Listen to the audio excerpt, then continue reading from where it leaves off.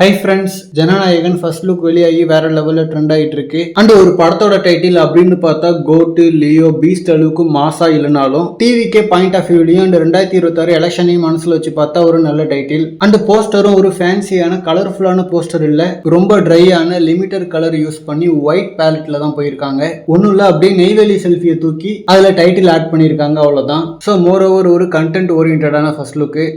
அவர்கள் ஒரு மேடையில பொலிட்டிக்கல் படமே இல்ல, கம்ப்ளீட் ஒரு கமர்ஷியல் படம் சொன்னாரு. பட் ஆனா ஃபர்ஸ்ட் லுக் கம்ப்ளீட்டா ஒரு பொலிட்டிக்கல் வைப் தான் கொடுக்குது. மேபி பொலிட்டிக்கல் கண்டென்ட்டை கமர்ஷியலா சொல்லியிருப்பாங்கன்னு நினைக்கிறேன். அண்ட் இந்த ஒரு செல்ஃபி மொமெண்ட் பாத்தீங்கன்னா ஜஸ்ட் ஃபர்ஸ்ட் லுக் போஸ்டருக்கு மட்டும் இல்லாம படத்துலயும் ஒரு சீனா வரும்னு நினைக்கிறேன். ஏன்னா ஜனநாயகன் அப்படின்ற டைட்டில் ஃபாண்ட்லயே தளபதியோட அந்த செல்ஃபி லோகோ இருக்கு. அண்ட் டைட்டில் பாட்டம்ல ஃபேன்ஸோட கையெல்லாம் தெரியுது. ஸோ அதனால படத்துல நெய்வேலி செல்ஃபி அப்படியே ரீக்ரியேட் பண்ணி பார்க்கலாம். அண்ட் போஸ்டர் பார்க்கும்போதே பகவந்த் கேசரியோட ரீமேக் இல்லைன்றதும் தெரிஞ்சிச்சு. அதாவது ஒரு சில சீன்ஸ் மட்டும் பகவந்த் கேசரியில இருந்து இன்ஸ்பயர் ஆகிருக்கிற மாதிரி இருக்கும். அண்ட் அதனாலதான் கேவிஎன் ப்ரொடக்ஷன்ஸ் அந்த படத்தோட ரைட்ஸ் வாங்கி வச்சிருக்காங்க. சோ மத்தபடி சீன் பை சீன் ஒரு ரீமேக் படம்லாம் இல்ல.